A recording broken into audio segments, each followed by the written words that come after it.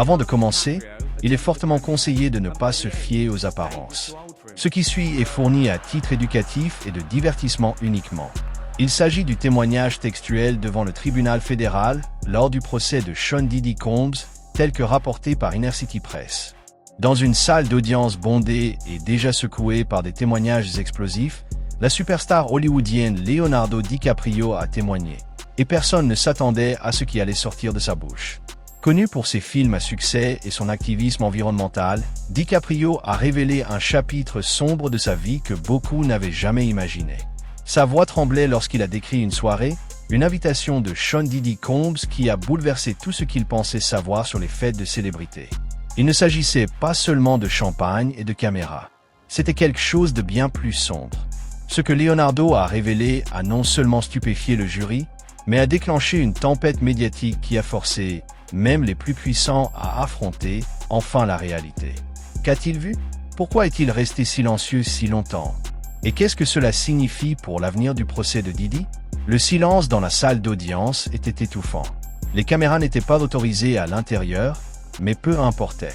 Le monde entier regardait. Les journalistes étaient alignés sur les marches du palais de justice, tapant frénétiquement sur leurs ordinateurs portables, essayant de suivre l'actualité de la décennie. Puis vint le moment inattendu. Leonardo DiCaprio, l'un des acteurs les plus célèbres du moment, entra dans la salle. Il portait un costume sombre et affichait une expression visiblement secouée. Il s'approchait lentement et d'un pas posé de la barre des témoins. Des exclamations de surprise résonnèrent dans la galerie. Ce n'était pas une apparition. C'était un témoignage. Le juge a demandé le silence. DiCaprio s'est assis, a pris une inspiration et a regardé Sean Diddy Combs droit dans les yeux, de l'autre côté de la pièce. Ce qui suivit n'était pas une performance. C'était un aveu d'horreur. Il avait vu des choses lors d'une soirée exclusive à laquelle il avait été invité, organisée par Diddy lui-même. J'ai assisté à beaucoup de soirées étranges à Hollywood, commença-t-il d'une voix ferme mais distante. Mais celle-là, c'était différent. C'était orchestré. Il a décrit un manoir privé, isolé et sécurisé, avec des entrées sécurisées et des invités arrivant en jet privé. DiCaprio a admis sa curiosité. Je pensais que ce serait glamour, avec des célébrités de premier plan, du réseautage, ce genre de choses. Mais ce à quoi je suis arrivé était tout autre. La fête, selon DiCaprio, avait commencé comme n'importe quel rassemblement d'élite. Champagne, sécurité, restauration haut de gamme, tout le tralala. Mais à mesure que la nuit avançait, il commença à remarquer des choses qui n'allaient pas. Il dit qu'il y avait des chambres interdites aux clients, des gens qui semblaient trop jeunes pour boire, et une tension particulière flottait dans l'air. J'avais l'impression d'être entré dans un endroit où je ne devrais pas être, admit-il. Puis il a lâché la bombe. Il y avait une arrière-salle que je n'étais pas censé voir. La porte était entr'ouverte. J'ai vu des caméras, des gens alignés. Et Diddy était là, à donner des ordres. Ce n'était plus une fête. C'était quelque chose de plus sombre, orchestré. La galerie halta. Diddy resta assis, immobile, entouré de son équipe juridique. Le juge a accordé une brève pause, les murmures se transformant en gros titres.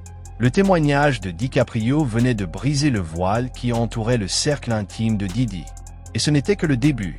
Après la suspension d'audience, Leonardo DiCaprio est revenu à la barre. Cette fois, il semblait encore plus déterminé. Ce qu'il allait dire allait le placer au cœur de l'une des révélations les plus troublantes de toute l'affaire.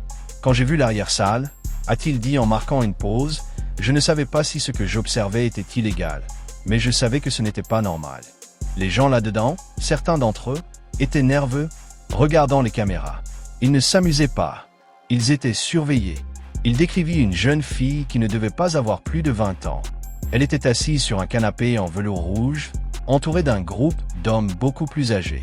J'ai croisé son regard une seconde, dit DiCaprio. Et dans ce regard, elle avait l'air terrifiée. Sa voix se brisa, et la salle d'audience resta suspendue à ses lèvres. Ce regard ne m'a jamais quitté. Léo m'a ensuite décrit l'agressivité étrange des agents de sécurité de la fête. Les invités n'avaient pas le droit de se promener, ni de poser des questions. Il fallait rester dans les zones publiques, poursuivit-il. Des agents de sécurité, certains avec des écouteurs, d'autres sans, vous redirigez poliment mais fermement si vous tentiez d'explorer. Mais il n'y avait pas que les chambres qui étaient interdites. C'était le comportement. DiCaprio a déclaré qu'à minuit, il commençait à voir des gens disparaître pendant de longues périodes. Des célébrités qu'il reconnaissait, soudainement absentes, puis réapparaissant pâles ou désorientées. Ce n'était pas juste une fête. C'était comme si les gens étaient traités. C'est le mot que j'entendais sans cesse, traités. La salle d'audience était figée, incrédule. Leonardo raconta qu'il avait tenté de partir plus tôt, mais qu'on lui avait répondu que son chauffeur avait été retardé. Devant son insistance, un homme en costume noir le prit à part et lui dit calmement « Monsieur DiCaprio, nous vous respectons trop pour que vous partiez comme ça. S'il vous plaît, laissez-nous vous accompagner jusqu'au salon. » Ils l'ont dit comme si c'était un privilège, raconta Léo. Mais cela ressemblait à un avertissement. Il est resté assis dans une pièce vitrée pendant plus d'une heure, sans réseau, avec juste un doux jazz et un barman silencieux. Finalement, une voiture est arrivée et il a été autorisé à partir. Je n'en ai parlé à personne, a-t-il admis, car je pensais que personne ne me croirait. Mais maintenant que je vois ce qui va se passer, je dois le faire. Le juge acquiesça solennellement et l'équipe juridique de Diddy prit des notes avec frénésie. Ce que DiCaprio avait vu n'était pas une fête.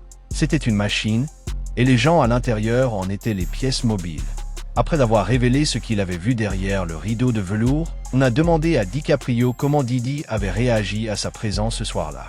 C'est là que ça a vraiment pris une tournure étrange, a répondu Léo, car alors que j'allais quitter cet espace, Diddy m'a vu. Juste une seconde. Et je jure qu'il m'a regardé comme si j'en savais trop. L'acteur a décrit un regard intense. Ce n'était pas de la colère. Ce n'était même pas de la surprise. C'était quelque chose de plus calculé, comme s'il me classait dans son esprit.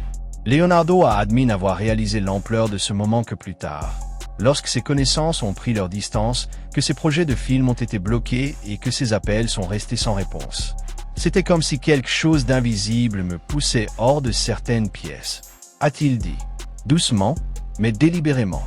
Il a recommencé à revoir des gens de cette fête, de passage, aux galas et aux cérémonies de remise de prix. Et il me lançait un regard étrange, comme si nous avions tous été marqués. Léo a dit qu'il avait commencé à faire des cauchemars à propos de cette maison. Il a essayé de l'ignorer, de la rationaliser. Peut-être que c'était juste un truc bizarre d'Hollywood, se disait-il. Mais ensuite, j'ai vu les allégations. L'histoire de Cassie, les vidéos, les disparitions. C'est à ce moment-là qu'il a reçu un appel anonyme. Il savait que j'étais à la fête. L'appelant a dit « Tu as vu plus que tu n'aurais dû. Laisse tomber, Léo. » Puis ils ont raccroché. Il n'en a jamais parlé à personne. Pas à son attaché de presse. Ni son agent, ni même ses amis les plus proches. Jusqu'à maintenant, la salle d'audience était plongée dans un silence stupéfait. L'accusation lui posa une dernière question. « Pourquoi témoigner maintenant ?» DiCaprio regarda Diddy droit dans les yeux et répondit « Personne n'est trop grand pour tomber. Même pas vous. » Et ainsi, l'une des plus grandes stars d'Hollywood vient de contribuer à la chute de l'un des hommes les plus puissants et les plus redoutés de l'industrie musicale. Le tribunal étant désormais obsédé par les moindres mots de Leonardo DiCaprio, l'accusation a changé d'orientation. Ils posèrent à Léo une question qui fit trembler ses mains à la barre. « Est-ce que quelqu'un vous a déjà dit ce qui se passait derrière ces portes closes ?» DiCaprio hocha lentement la tête. « Je ne voulais pas savoir, dit-il.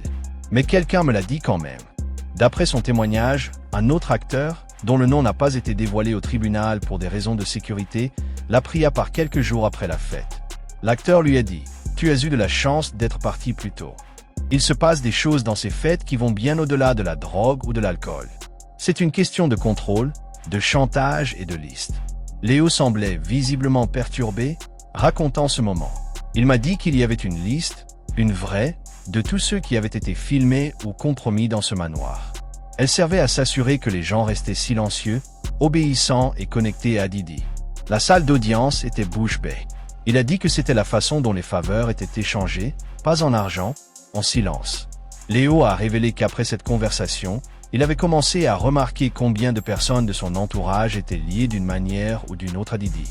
Producteurs, réalisateurs, influenceurs, des gens qui, d'habitude, ne fréquentaient même pas les mêmes cercles, soutenaient soudain ses projets, se présentaient à ces événements avec le sourire, comme si de rien n'était. Mais le plus glaçant fut lorsque Léo décrivit l'architecture du manoir de Diddy. J'appris que l'endroit avait été rénové, non pas pour l'agrandir, mais pour le diviser, pour y créer des pièces cachées, des centres de contrôle de caméras et des endroits dont personne ne parlait jamais. Il fit référence à des plans qu'il avait vus partagés dans un groupe de discussion d'experts du secteur, comme il les appelait. Il n'a pas présenté les plans au tribunal, mais l'accusation a confirmé son intention de présenter des preuves corroborant les affirmations de Léo. Selon DiCaprio, le véritable objectif des faits n'était pas social, mais de la surveillance. Il voulait voir jusqu'où les gens iraient en pensant que personne ne le découvrirait, a-t-il dit. Mais quelqu'un finissait toujours par le découvrir. Alors que Léo terminait de décrire la liste et l'infrastructure cachée du manoir, le juge a demandé une suspension d'audience de 15 minutes. Didi était assis tranquillement à la table de la défense, la mâchoire serrée. Mais pour la première fois, il n'avait pas l'air puissant. Il semblait exposé. Après la pause, l'audience reprit. Le procureur se leva et posa à DiCaprio une question qui changea immédiatement l'atmosphère de la salle. « Monsieur DiCaprio, avez-vous déjà interagi avec une personne que vous pensiez retenue contre son gré ?» Léo hésita, puis il hocha la tête. « Je cherchais des toilettes, dit-il en plissant les yeux. J'ai erré plus loin que prévu. J'ouvris une porte et descendis un escalier, et j'entendis des pleurs. Il décrivit le couloir sur le rez-de-chaussée, étroit, sombre, bordé de portes de rangement. Tout au bout se trouvait une petite pièce avec une vitre teintée. J'ai vu une fille à l'intérieur. Elle était assise par terre, les genoux contre la poitrine, en pleurs. Léo a dit qu'elle ne paraissait pas avoir plus de 18 ans. J'ai entrouvert la porte et lui ai demandé si elle allait bien.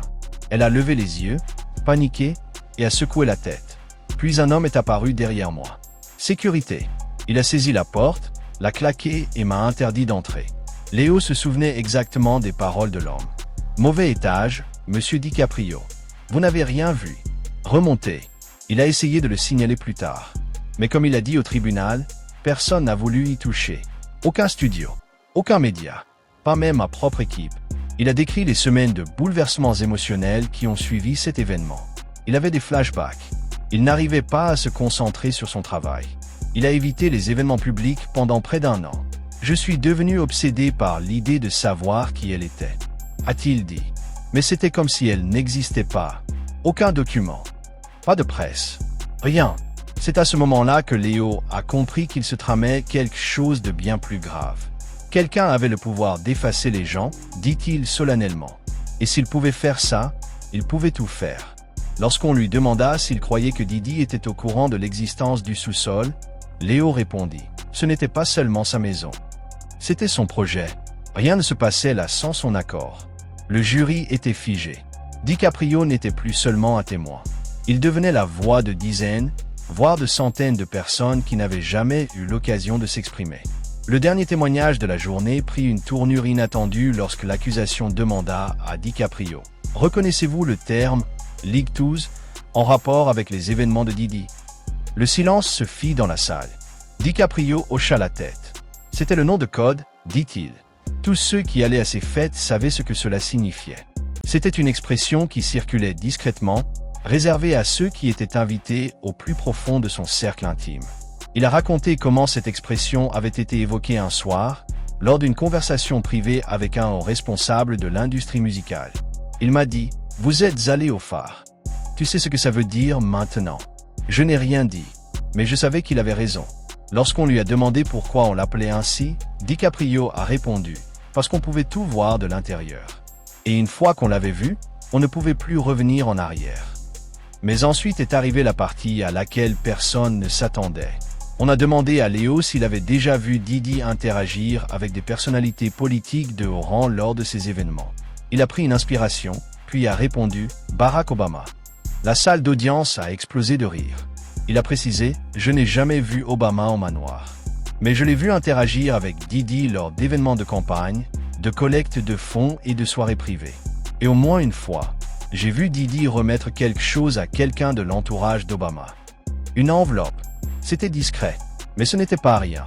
Il a déclaré ne pas croire qu'Obama soit directement impliqué dans un quelconque acte répréhensible, mais a ajouté « Il est difficile de croire qu'une personne aussi puissante n'ait pas entendu les rumeurs. » Léo se souvient d'un moment lors d'un événement en 2016 où quelqu'un a plaisanté. Ne laissez pas Didi apporter le phare à Washington. Et tout le monde a ri. Sauf Obama, qui se serait contenté de sourire, puis s'est rapidement éloigné. Je ne pense pas qu'Obama soit jamais allé au manoir, a précisé Léo. Mais je pense qu'il le savait. Et s'il ne le savait pas, il ne voulait pas le savoir. Les conséquences étaient accablantes. Non seulement pour Diddy, mais aussi pour les réseaux qui l'entouraient. Et ce n'était pas fini. Le procureur a demandé à DiCaprio pourquoi il ne s'était pas manifesté plus tôt. La salle s'est penchée tandis qu'il inspirait profondément. Parce que j'avais peur, a-t-il dit. Pas seulement pour ma carrière. Pour ma vie. Après cette nuit au manoir, la fille au sous-sol, les menaces, les murmures du phare. Léo a dit qu'il était rentré chez lui et n'avait parlé à personne pendant des jours. Je n'ai pas dormi. J'ai laissé les lumières allumées.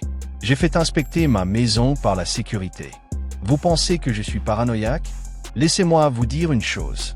La paranoïa est un outil de survie à Hollywood. Il a admis avoir tenté à plusieurs reprises, au cours des années qui ont suivi, d'alerter les personnes au pouvoir.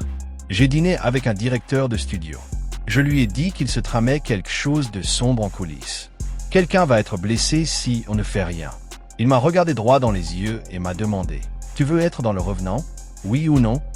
D'après Léo, chaque fois qu'il essayait de s'exprimer, même de manière subtile, il se heurtait au silence, aux avertissements ou aux menaces voilées. Un producteur lui aurait dit « Si tu dis quelque chose de mal sur Diddy, tu seras inassurable du jour au lendemain.